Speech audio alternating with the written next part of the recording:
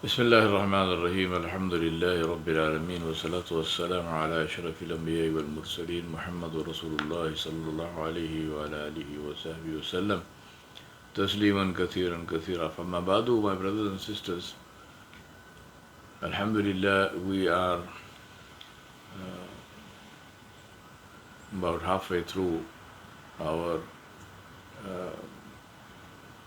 classes on Aqeedah, and I want to spend a few minutes today quickly reminding myself and you about the very fundamental reason why we are even having this class. Why is Aqeedah important?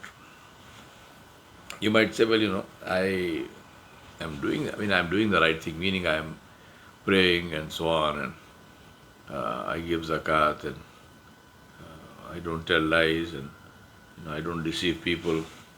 I'm kind, I'm compassionate, I'm helpful, I'm polite, right? All the good things, alhamdulillah. And so why should I? Why must I learn this whole thing of Aqidah, and what are the different forms of shirk and this and so on and so on? Oh, what's the reason for it? The reason is very fundamental, and the reason is that on the day of judgment, there will be two streams of people. There will be people who believed in Allah subhanahu wa ta'ala, and not just believed in Allah subhanahu wa ta'ala as in I believe in one God, but believed in Allah subhanahu wa ta'ala as Allah subhanahu wa ta'ala wants us to believe in Him, for which He sent His messengers and His prophets, His Anbiya and His Rasul. And the last and final of them was Muhammadur Rasulullah sallallahu alayhi wa alihi wa sallam. So there will be one stream of people who believed in Allah subhanahu wa ta'ala the way Allah subhanahu wa ta'ala wanted them to believe in. And with that belief, they tried their best to live their lives as good people, to live their lives as Allah subhanahu wa ta'ala wanted them to live their lives. And they died on that belief. So this is one stream of people. And there will be another stream of people which will be people who may have done good, who have done not good, some bad, everything good. But they did not believe in Allah subhanahu wa ta'ala the way Allah subhanahu wa ta'ala wanted them to believe. So in that will be people who did not believe in Allah at all. People who said there is no God, there is no Allah. And there will be people who believed or thought they believed in Allah subhanahu wa ta'ala, but they believed in Him in ways which were not taught to them by the Anbiya alayhimus salam. Please understand this very clearly. It doesn't matter who else taught you what. What matters is what was taught to you and me by the Anbiya. And when I said to you and me, obviously we did not meet any Nabi. I mean the teachings of the Anbiya which came to the people pure. To some of them, those teachings were communicated directly because they were contemporaries of the Anbiya. Others learned from those who learned from the Anbiya. In our case, we are those because we learned from those who learned from the Anbiya alayhimus salam, the Sahaba of Rasulullah sallallahu alaihi wasallam.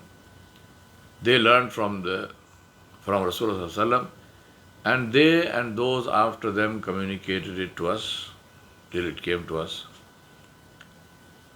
And inshallah, we ask Allah subhanahu wa ta'ala for the opportunity to convey these in their pure form without adulterating them, without changing them to the generations after us. And that is what I am doing for myself here. Now, why is this important? This is important because the Aqeedah, the creed, what you believe, is what separates these two streams. The first stream, who believed in Allah subhanahu wa ta'ala the way He wanted them to believe, and for which He sent His Anbiya, His Rusul, His Kutub, He sent His messengers, His prophets and His books. These people will be accepted, insha'Allah, into the mercy of Allah subhanahu wa ta'ala, and that is where their good deeds will benefit them, because once they are inside the mercy of Allah subhanahu wa ta'ala,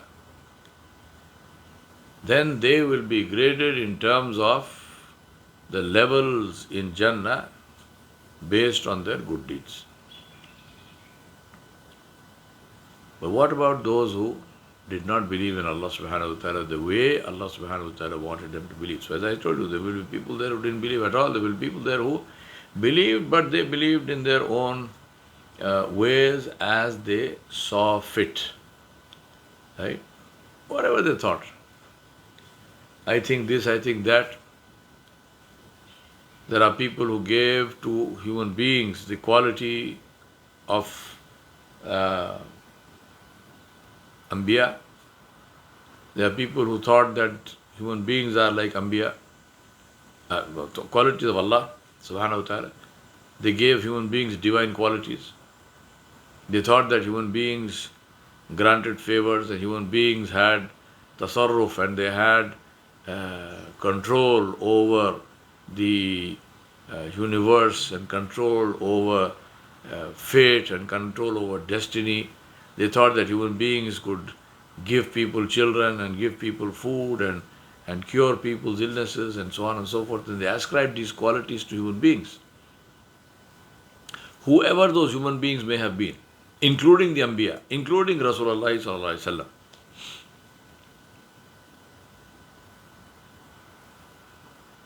Anyone ascribing divine qualities, the qualities that belong only to Allah subhanahu wa ta'ala, to anyone other than Allah, has committed shirk. If I say that Allah subhanahu wa ta'ala provides me with sustenance, and my sustenance is increased or decreased, my sustenance is expanded or constricted by Allah subhanahu wa ta'ala. If I say this, this is Tawheed. Then what I am saying is correct,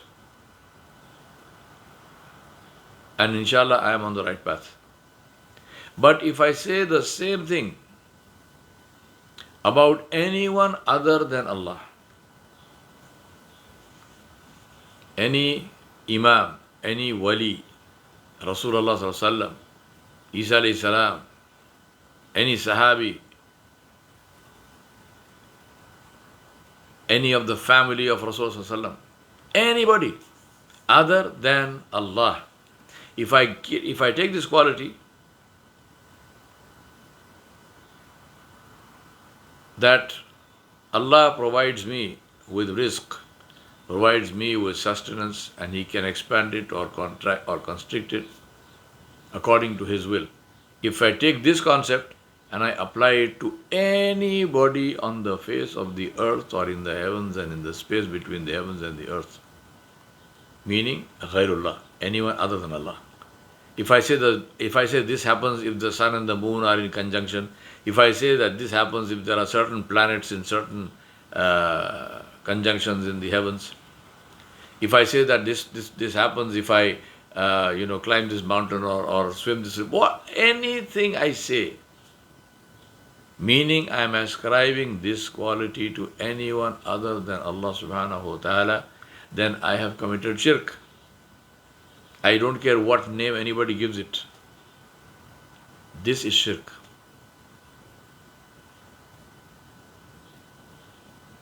Because Allah subhanahu wa ta'ala said, قُلْ إِنَّ رَبِّي يَبْسُطُ الرِّزْقَ لِمَنْ يَشَاءُ وَيَقْدِرُ وَلَكِنْ أَكْثَرَ النَّاسِ لَا يَعْلَمُونَ. Allah subhanahu wa ta'ala said, say, O Muhammad sallallahu alayhi wa sallam, it is my Rabb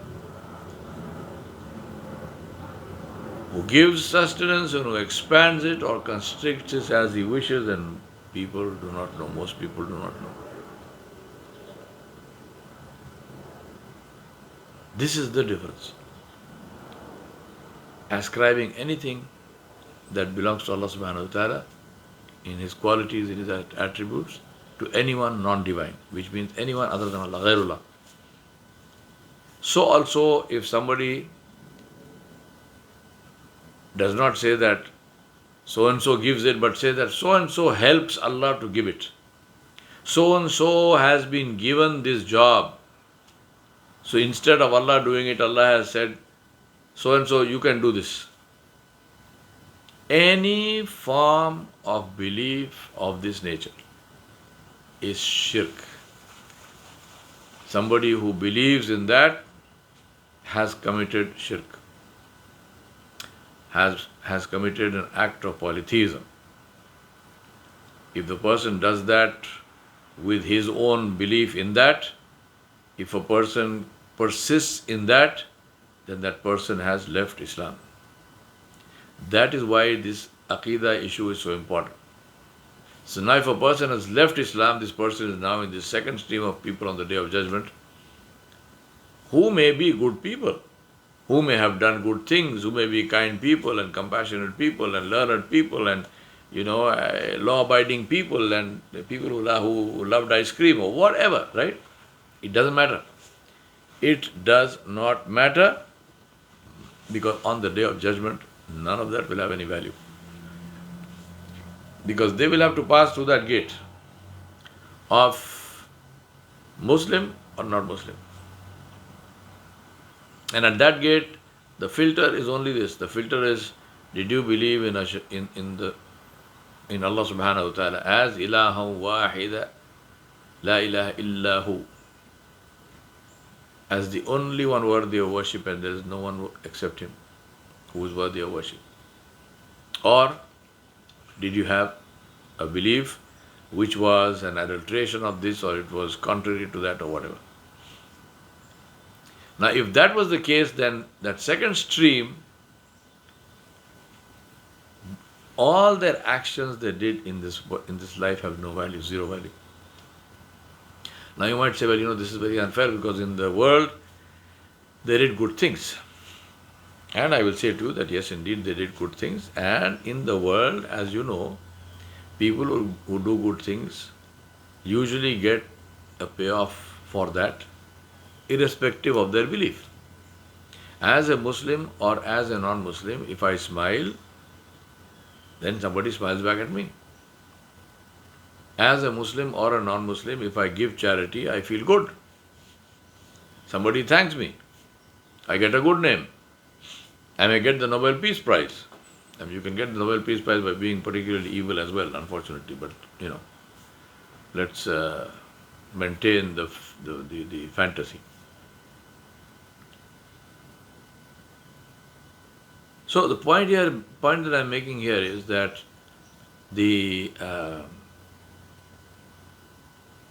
filter, the dividing line, it's like your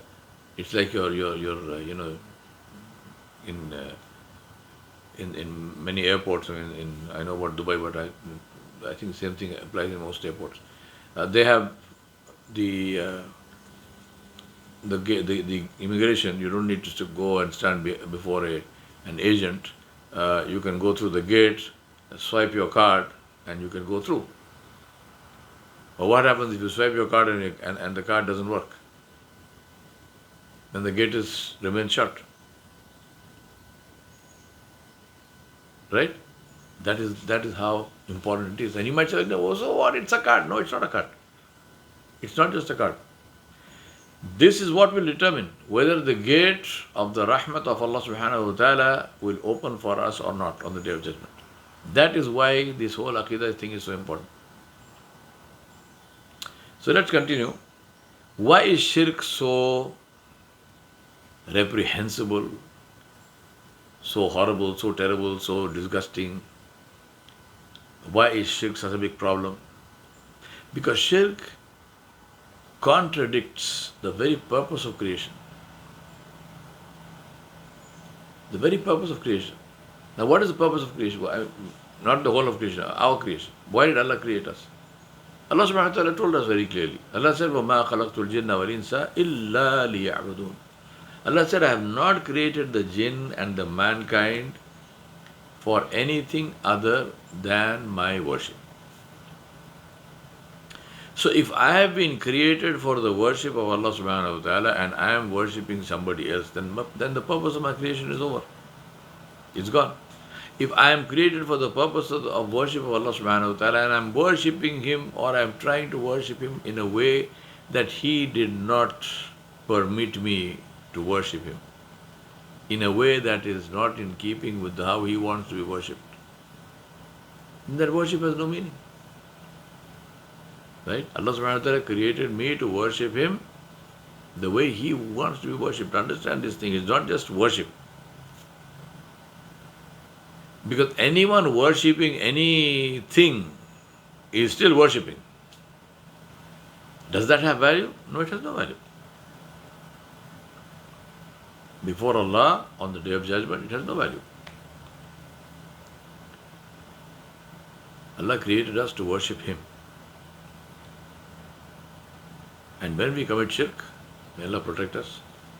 When we join partners with Allah, when we worship someone other than Allah, then we have denied and contradicted the purpose of our own creation. So also somebody who denies Allah subhanahu wa ta'ala has contradicted the purpose of his own creation. Because Allah told us that He created us to worship Him. وَمَا خَلَقْتُ الْجِنَّ وَالْإِنسَ إِلَّا لِيَعْبُدُونَ. I have not created the jinn and the ins, the jinn and the human beings, for anything other than to worship me. Now, Mahmud bin Lubayd radiallahu anhu reported from Rasulullah sallallahu alaihi wasallam. Rasulullah sallallahu alaihi wasallam came out of his house and he says, "O people, beware of secret shirk, shirkun khafi." They said, "Ya Rasulullah, what is secret shirk?" Rasulullah sallallahu alaihi wasallam replied, "Secret shirk is when a man stands up to pray and strives to beautify his prayer because people are watching, because people are looking at him. That is secret shirk." Now imagine, you are praying,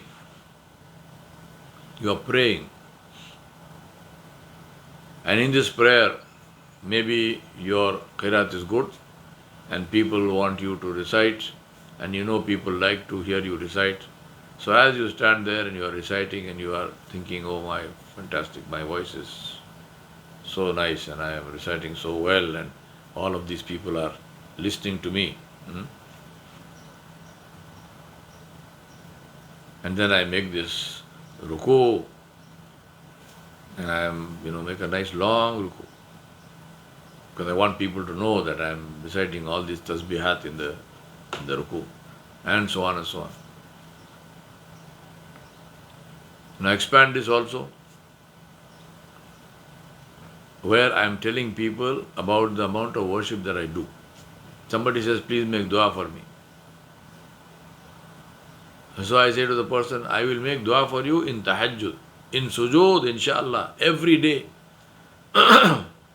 So what am I saying to the person?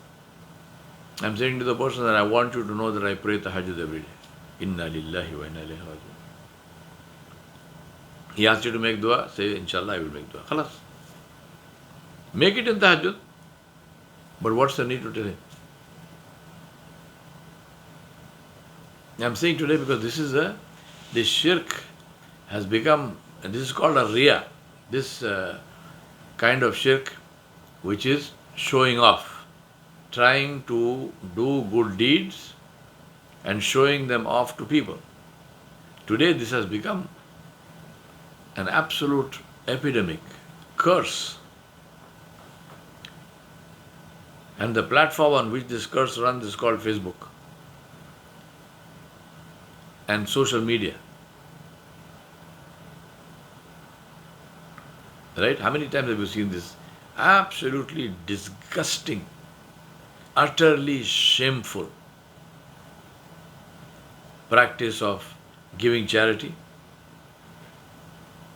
and, taking pictures, holding this $10 bill in your hand or whatever it is you're giving, and that poor person is taking it and you're taking their picture and you're taking a picture of that, and then this is posted on social media.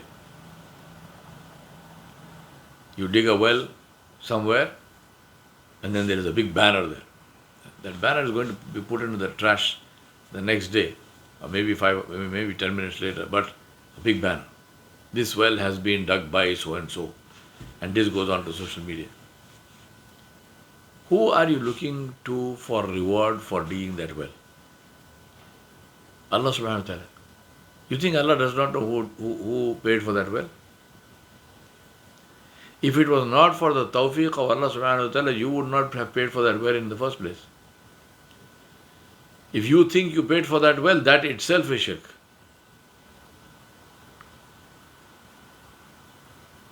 My brothers and sisters, hide your good deeds. Hide your good deeds. Keep them secret between yourself and Allah subhanahu wa ta'ala.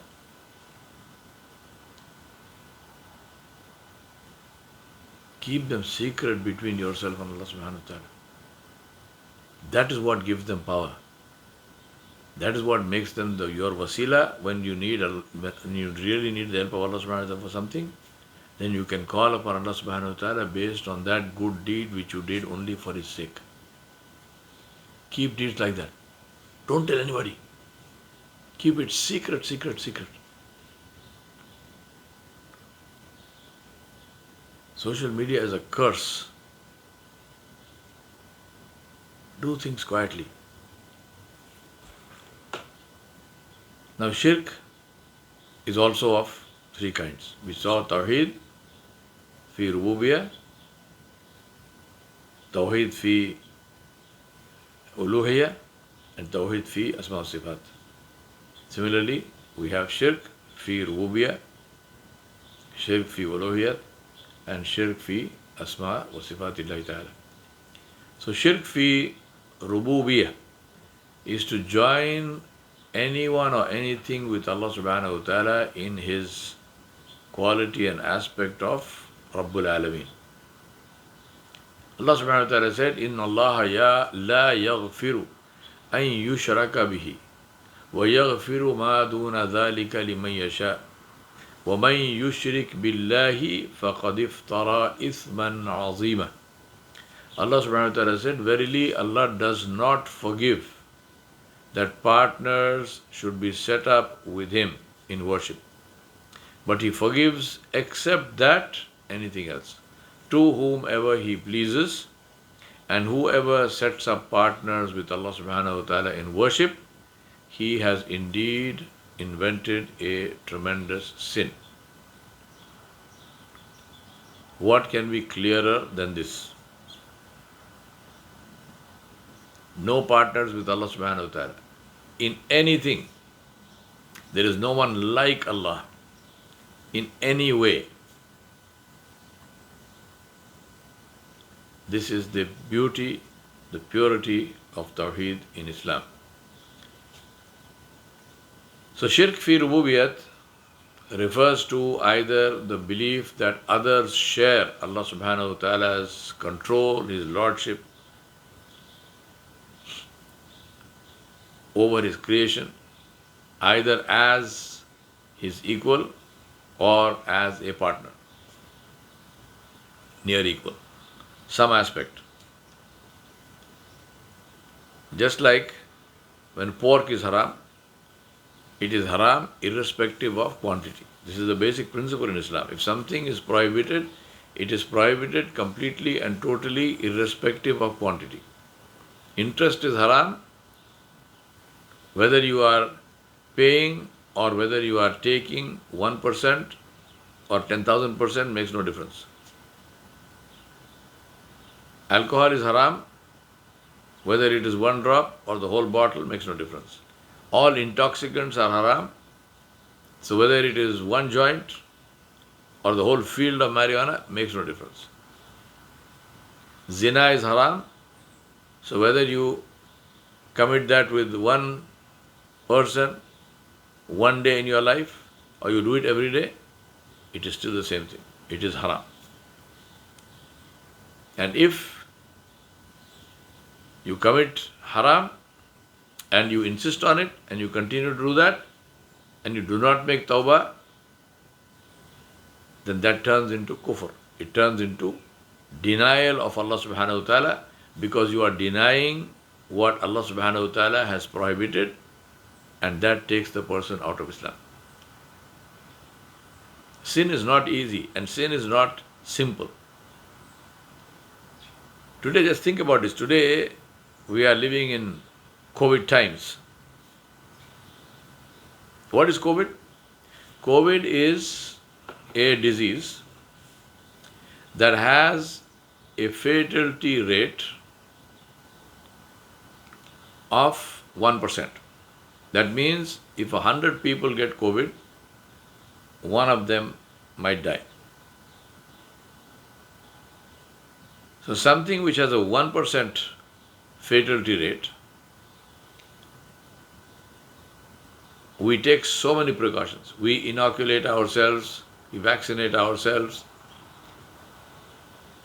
we wear masks, we wash our hands, we don't shake hands with people, we don't hug, we don't kiss,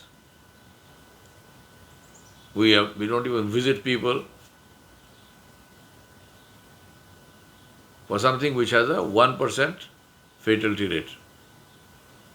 And think about that. If you did not get COVID, do you think you have eternal life? If you did not get COVID, you will still die. I will still die. I will die of something else. But when I am dying, what does it matter what I am dying of? Whether I am dying of COVID, or I am dying of heart disease, or I am dying of, because of complications of diabetes, or because I am dying of one of the many forms of cancer, or I am dying because I met a bus, or I am dying because a tiger ate me. I mean, what difference does it make? Because at the end of it, I am still dead.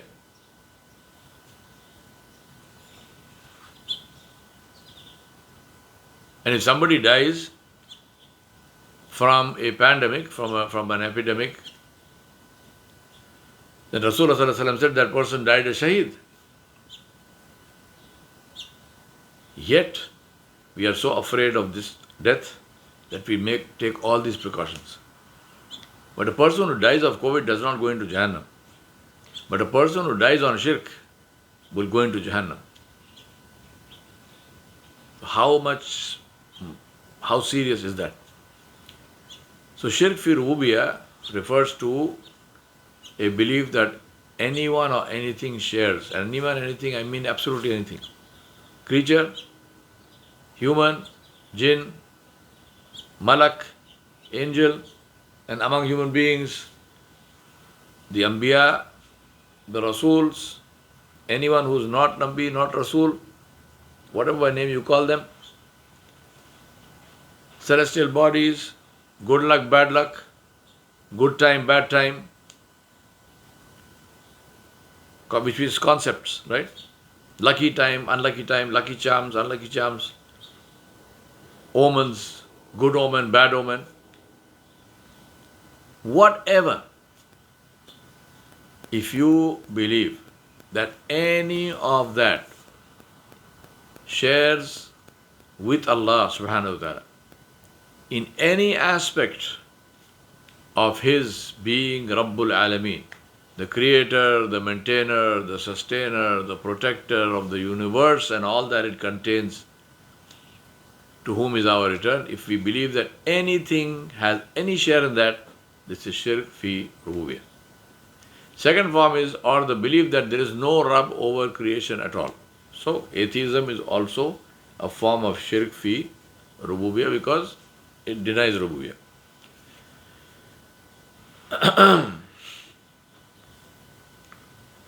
Shirk is also when people believe that there is a God, but he is not really interested in creation. Yeah, he's there, but the creation is running on its own. All of these are forms of shirk fi rububiyyah. More inshallah next lesson, next class. We ask Allah subhanahu wa ta'ala to keep us free from all forms of shirk. وصلى الله على نبي الكريم وعلى آله وصحبه أجمعين برحمتك يا أرحم الراحمين.